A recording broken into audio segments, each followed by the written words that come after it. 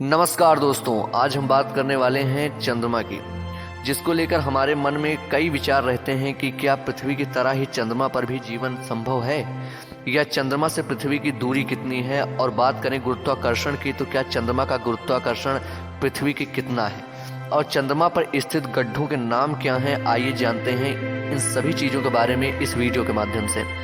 तो अगर अभी तक आपने हमारे चैनल को सब्सक्राइब नहीं किया तो प्लीज़ चैनल को सब्सक्राइब कर लें और बेल आइकन प्रेस कर लें ताकि आने वाली सभी वीडियोज की नोटिफिकेशन सबसे पहले आप तक पहुंचे।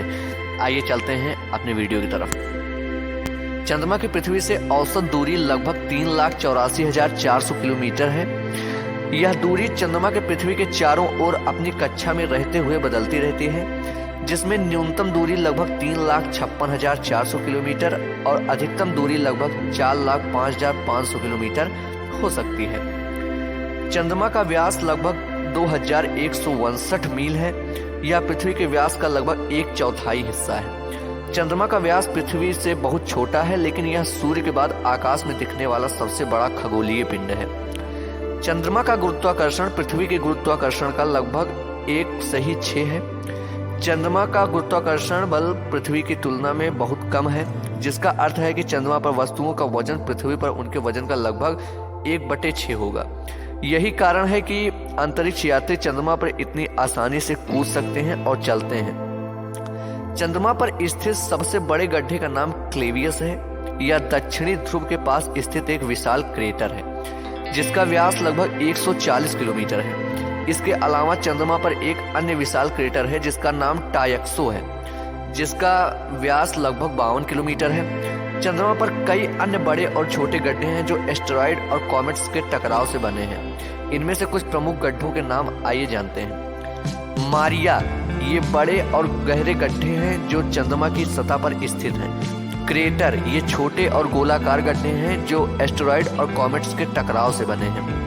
बेसिन, ये बड़े और गोलाकार गड्ढे हैं जो चंद्रमा की सतह पर स्थित हैं। इन गड्ढों का अध्ययन करने से चंद्रमा के निर्माण और विकास के बारे में महत्वपूर्ण जानकारियां मिलती हैं। चंद्रमा की सतह पर पानी नहीं है, लेकिन हाल के अध्ययनों से पता चला है कि चंद्रमा की सतह पर पानी के अंश हो सकते हैं। यह पानी चंद्रमा की सतह पर मौजूद धूल और चट्टानों में मिला हो सकता है या यह चंद्रमा के ध्रुवीय क्षेत्रों में बर्फ के रूप में मौजूद हो सकता है। नासा के एक अध्ययन के अनुसार चंद्रमा की सतह पर पानी की मात्रा बहुत कम है, लगभग 0.05%। यह पानी चंद्रमा की सतह पर मौजूद खनिजों में मिला हो सकता है या यह चंद्रमा के अंदरूनी हिस्सों में मौजूद हो सकता है। हालांकि चंद्रमा के ध्रुवीय क्षेत्रों में बर्फ के रूप में पानी हो सकता है, जो चंद्रमा की सतह पर मौजूद छाया वाले क्षेत्रों में स्थित हो सकता है। यह पानी चंद्रमा के ध्रुवीय क्षेत्रों में मौजूद क्रेटरों में स्थित हो सकता है, जो सूर्य की रोशनी से बचे हुए हैं। चंद्रमा पर पानी की खोज के लिए विभिन्न अंतरिक्ष मिशन चलाए जा रहे हैं, जिनमें नासा का आर्टेमिस मिशन भी शामिल है। यह मिशन चंद्रमा पर पानी की खोज करने और चंद्रमा के संसाधनों का उपयोग करने के लिए डिजाइन किया गया है। चंद्रमा का अस्तित्व लगभग 4.51 अरब वर्ष पुराना है। यह अनुमान विभिन्न वैज्ञानिकों, अध्ययनों और चंद्रमा की चट्टानों के विश्लेषण के आधार पर लगाया गया है। चंद्रमा का निर्माण पृथ्वी के निर्माण के लगभग 60 मिलियन वर्ष बाद हुआ था, जब पृथ्वी पर जीवन के अस्तित्व के लिए उपयुक्त परिस्थितियां बन गई थी। चंद्रमा की उत्पत्ति के बारे में विभिन्न सिद्धांत हैं, लेकिन सबसे प्रसिद्ध सिद्धांत यह है कि चंद्रमा पृथ्वी के साथ एक बड़े पिंड की टक्कर के परिणाम स्वरूप बना था। यह टक्कर इतनी शक्तिशाली थी कि पृथ्वी का एक बड़ा हिस्सा निकाल दिया गया और हिस्सा चंद्रमा के रूप में आकाश में स्थापित हो गया।